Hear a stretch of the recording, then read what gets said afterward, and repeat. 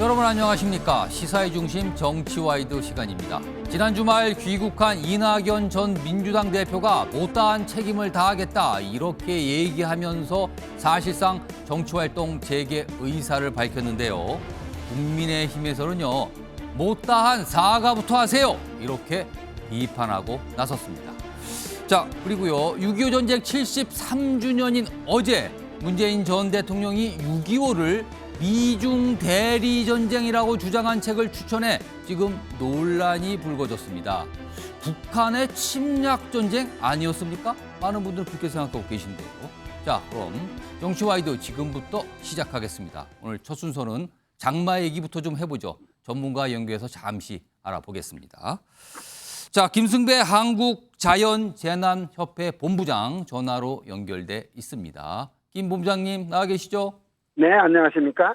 예, 우선 궁금한 게요. 보통 네. 우리가 예년에 장마라고 하면요. 뭐 네. 제주 그리고 남부지방부터 시작해서 차근차근 중부 이렇게 올라오는 걸로 알고 있는데 올해 장마는 전국에서 동시에 진행되는 것 같아요. 어떤 네. 이유가 좀 있습니까? 네, 그렇습니다. 우리가 장마하면 전형적인 장마는 저 남쪽에서부터 올라오거든요. 제주도에서 한 사나흘 머물다가 또 남부지방에서 한 2, 3일 머물다가 이제 중부까지 확대가 되는데 올해는 어제 장마가 제주에서부터 시작되면서 남부, 그다음에 중부까지 동시에 시작한 그 50년, 최근 50년 만에 한 7회 번이 이렇게 동시에 시작한 해였는데 예. 올해가 그렇습니다. 뭐 특별한 이유는 없고요.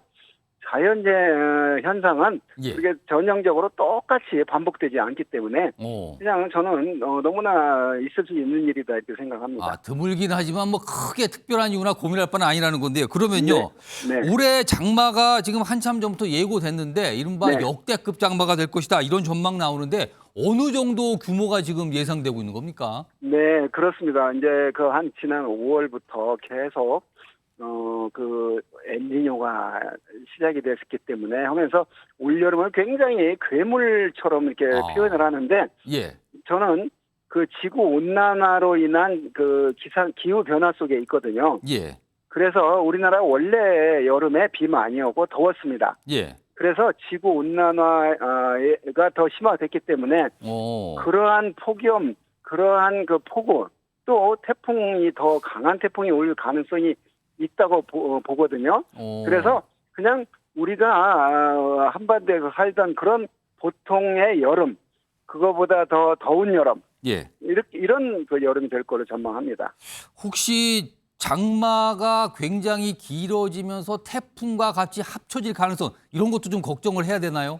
아, 그렇습니다. 이제 장마가 어제 시작했지만 대략 한 적어도 한 달 지속이 되거든요. 예. 7월 중순까지 지속이 될 텐데 그 사이에 충분히 태풍이 올라올 수 있거든요.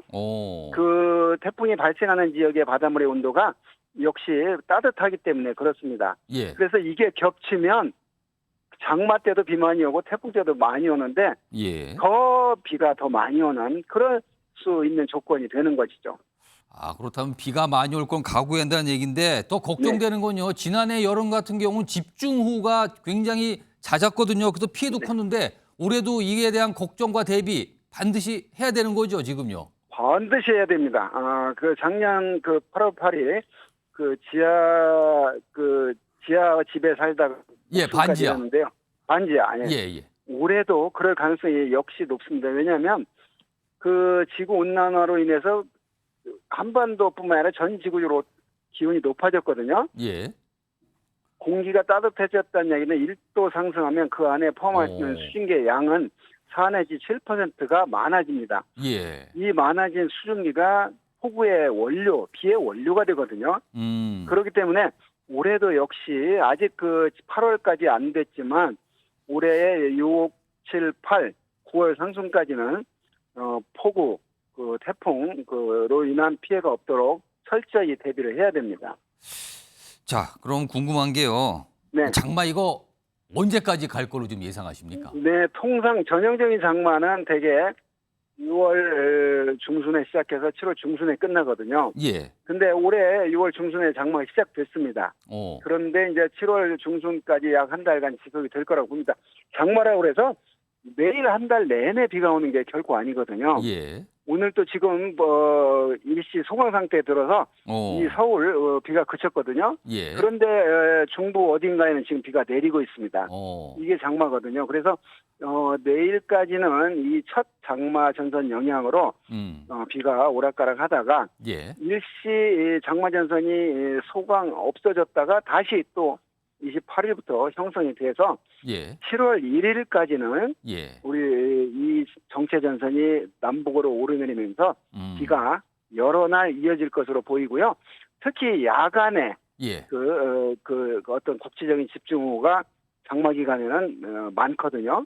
그래서 낮에는 비가 잠시 소강하게 들더라도 예. 다시 오늘 밤도 역시 어딘가에서는 폭우가 내릴 가능성이 높기 때문에 그 지하 주차장 또 반지하 이런 데는 각별히 조심을 해야 됩니다.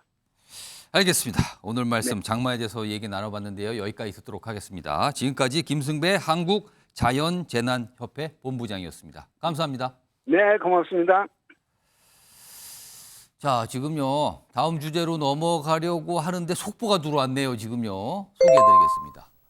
자, 검찰 50억 클럽 박영수 전 특검에 대해서 구속영장을 청구했다고 합니다. 지난주에요.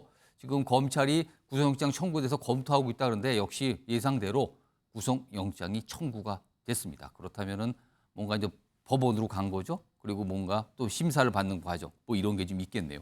그러니까 수사가 진행되고 있다 이런 내용입니다. 아마 내일 언론들 오늘 저녁부터 이 내용 좀 꽤 다룰 것 같습니다. 다시 한번 말씀드리면요.